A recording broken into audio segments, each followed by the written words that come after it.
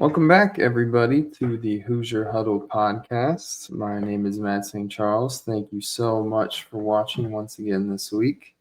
Make sure to follow along with us at HoosierHuddle.com for the rest of this basketball season, whatever's left of it, and whatever happens to this team.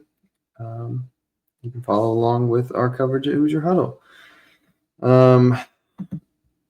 I would call it a less than eventful week for Indiana. Obviously, all the air sort of went out of the building last weekend with the loss to Northwestern. Really kind of screwed the pooch with that one. And have had a couple opportunities since then, but nothing really doing well for the resume of a team that is right on the bubble for NCAA tournament consideration heading into the end of the regular season. So I guess we can start with the most recent game against Minnesota. Obviously, a good win on senior day, senior night, whatever you want to call it. As Indiana beats Minnesota 77-47. And you never like to discredit a Big Ten win. I think they're all important. They all help the resume. But when you consider what happened to this team at the beginning of Big Ten play against Minnesota, that really just set you off on the wrong foot.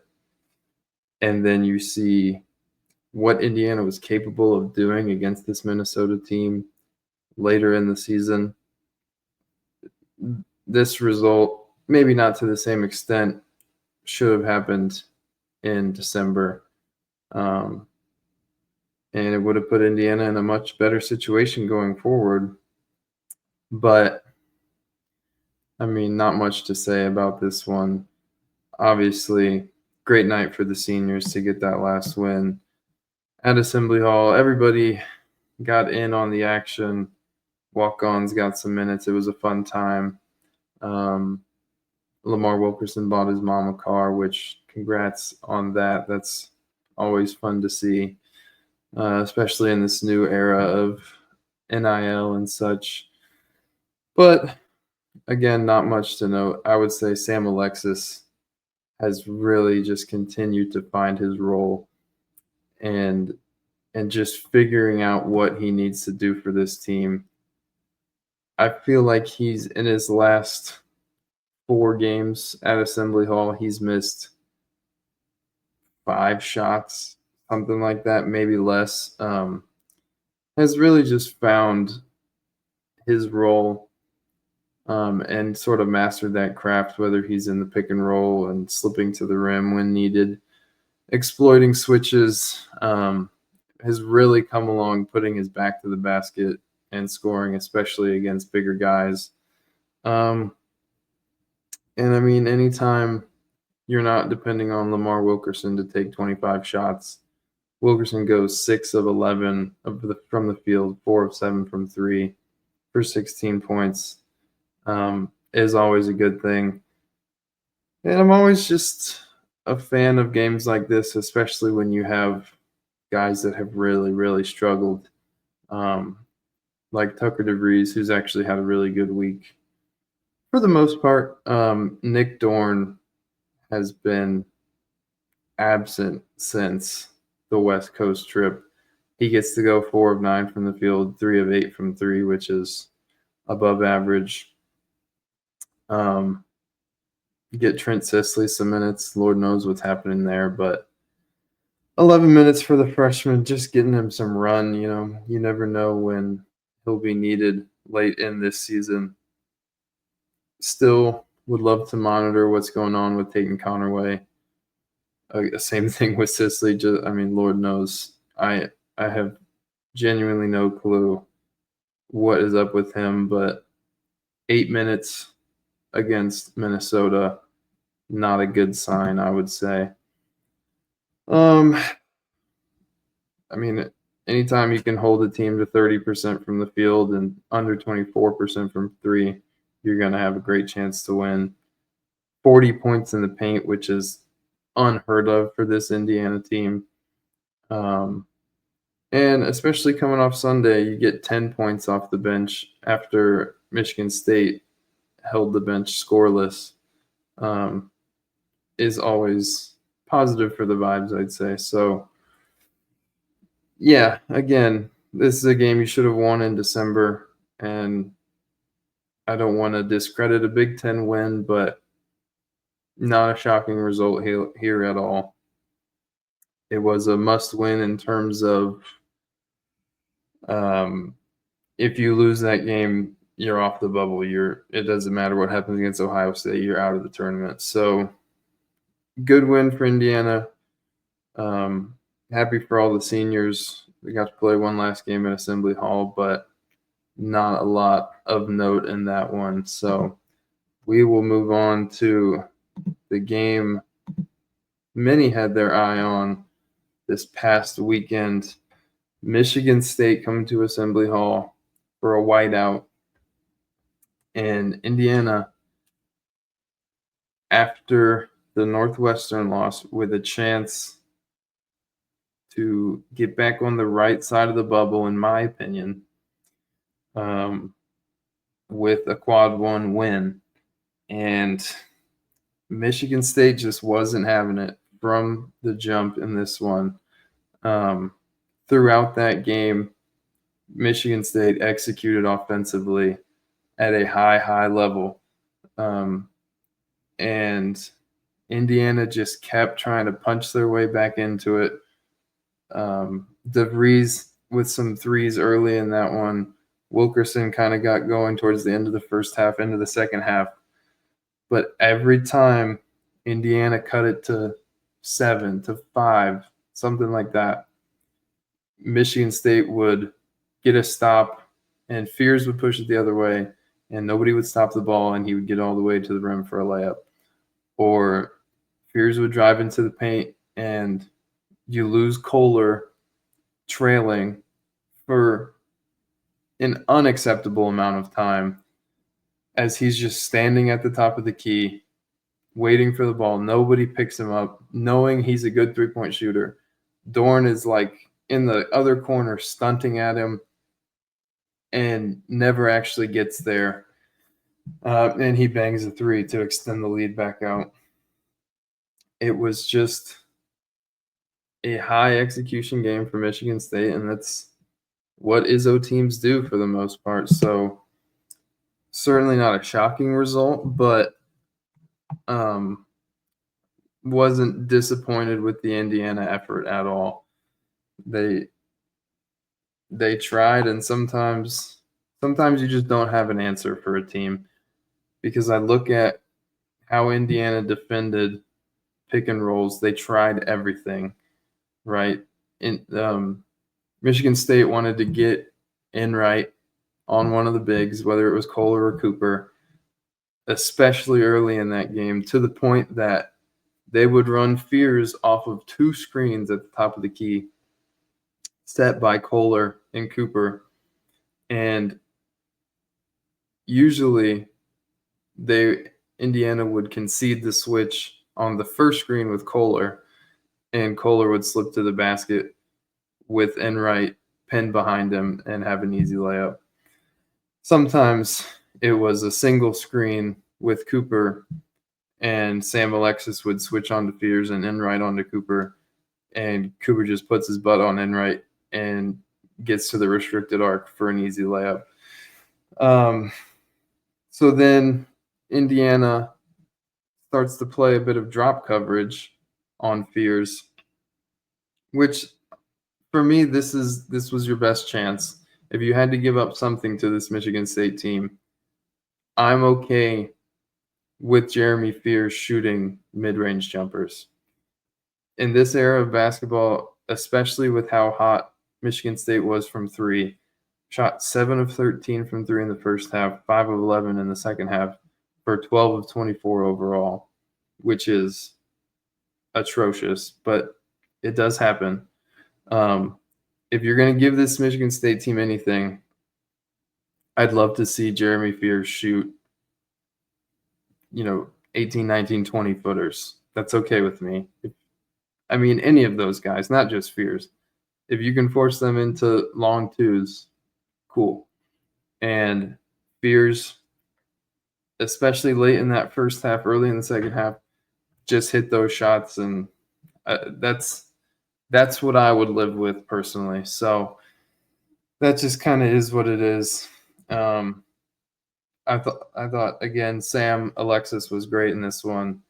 Really tough when you think about the depth that Michigan State has inside with Kohler and Cooper, and Alexis still has 8 points and 5 rebounds. I just thought he battled for most of that one as much as he could, and it's just not a game where, I know Tucker DeVries started hot, but he ended 6 of 16 from the field and 3 of 12 from three. Nick Dorn, again, 1 of 5 from the field, 1 of 4 from three. That's just when a team is better than you, like Michigan State is, that's just not what you need out of your starters. Michigan State also loved the same matchup that they liked against Enright. They liked against Josiah Miles. Not to the same effect, but when Enright came off the floor, because Enright may have played a season low in minutes in that one at 27. I feel like he's been in every minute of every game. When Enright's off the floor, they just go at Josiah Miles, and it still worked pretty well. I thought Darren DeVries did a good job. I thought Michigan State held Lamar Wilkerson in check early, and I thought DeVries did a nice job of, whether it was an ATO or any way that they could draw up a set for Wilkerson, to get him open and get him going. And I thought it worked for the most part. Again, he had to shoot 21 times as the main focus of the defense. He goes 11 of 21 and 5 of 14 from three for 29 points. I thought DeVries did a good job of getting him open and trying to get him going. And that's when, like I said, you saw Indiana kind of make those pushes, get it to 5, I think was the lowest lead. Get it to 5 or 6, something like that.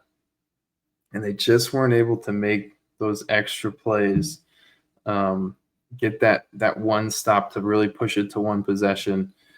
And I thought one of the reasons for that was Kerr Tang from Michigan State.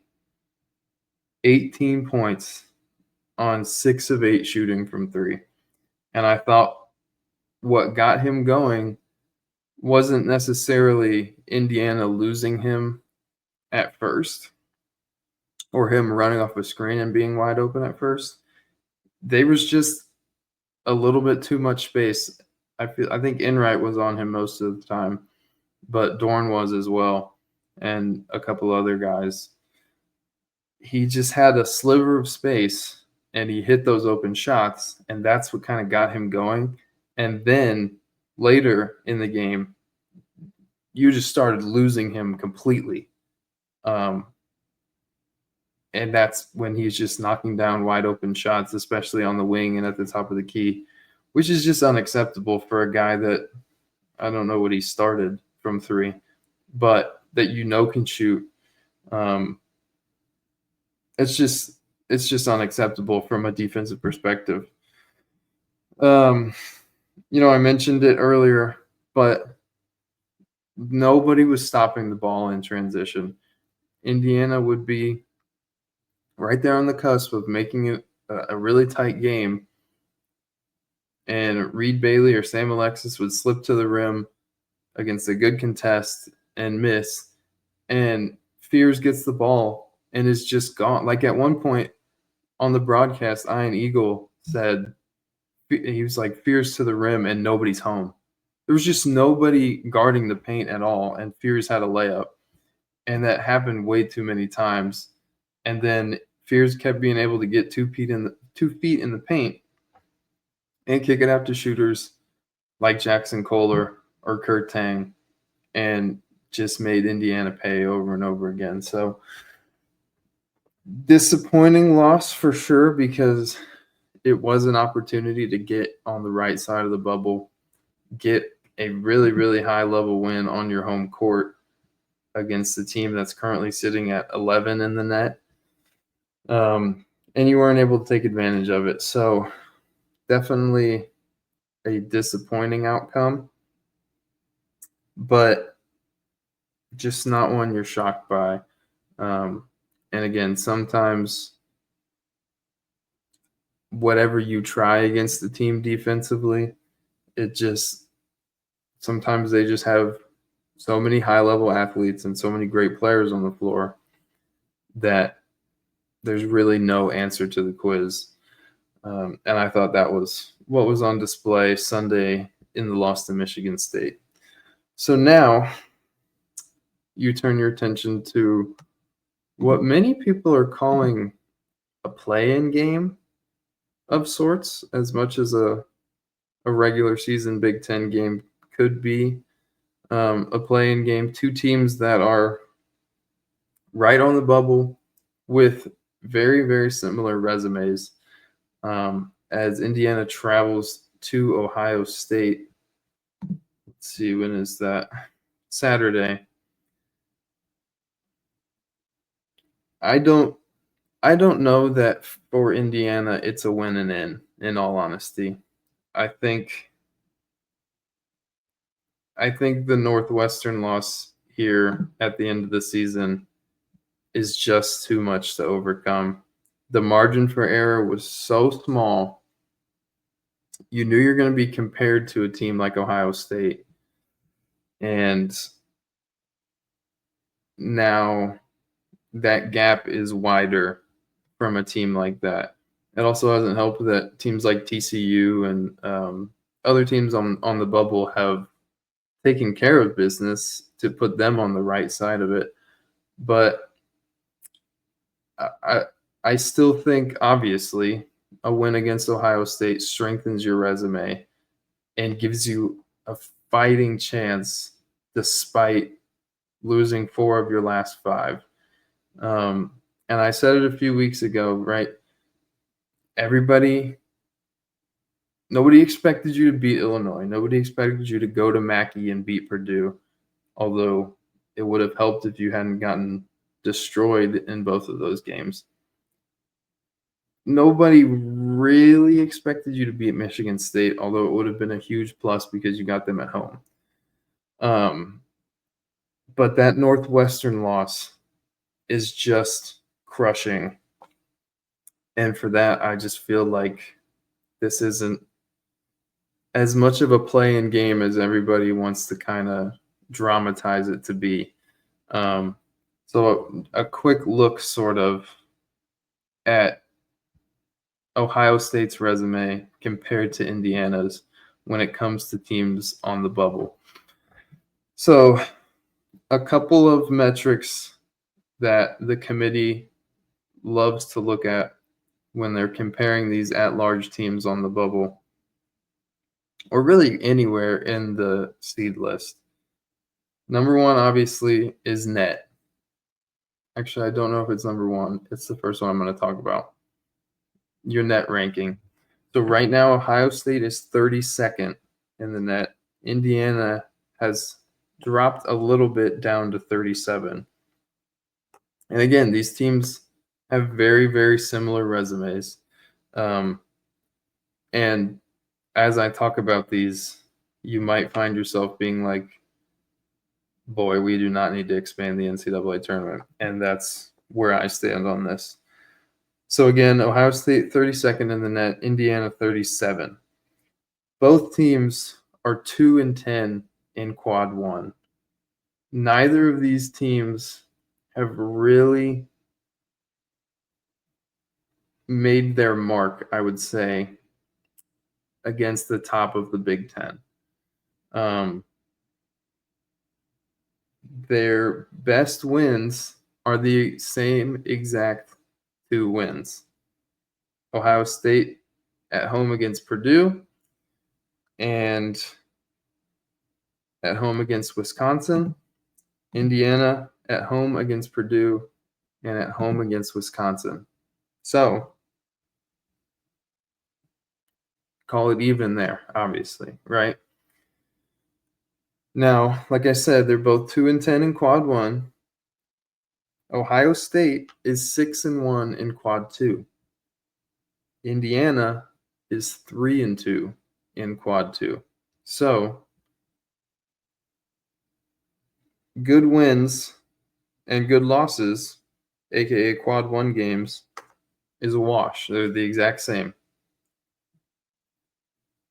But Ohio State has more decent wins in quad two and one less okay loss in quad two, sitting at 6-1, and then both are undefeated in quad three.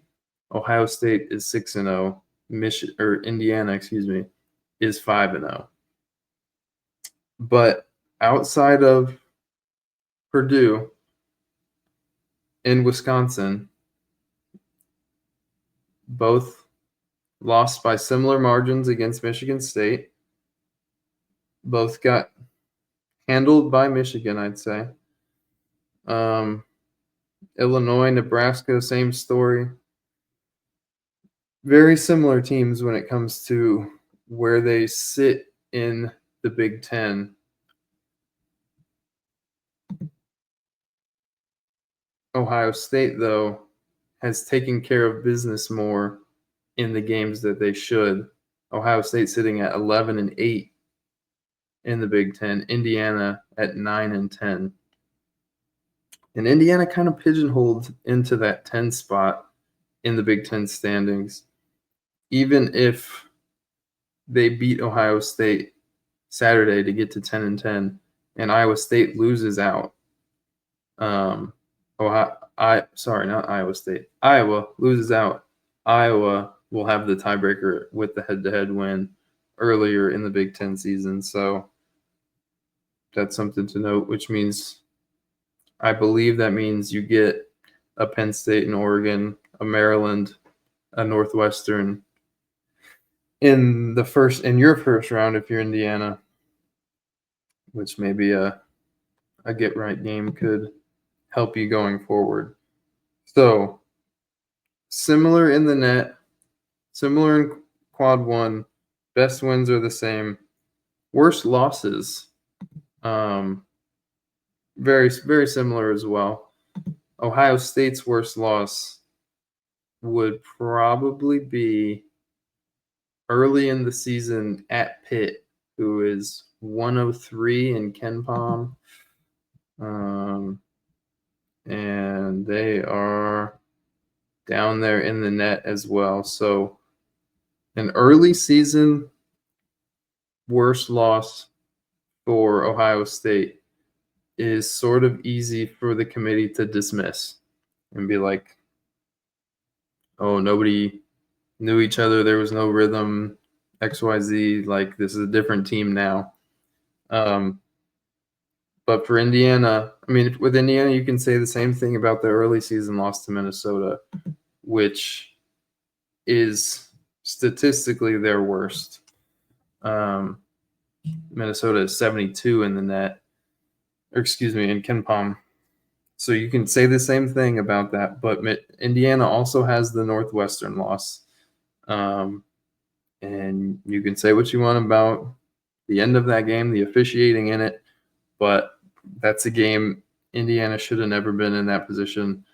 So the worst loss between these two teams goes to Indiana, in my opinion, especially if you like to dismiss the early season bad losses from both teams and kind of take the teams as what they are at this point.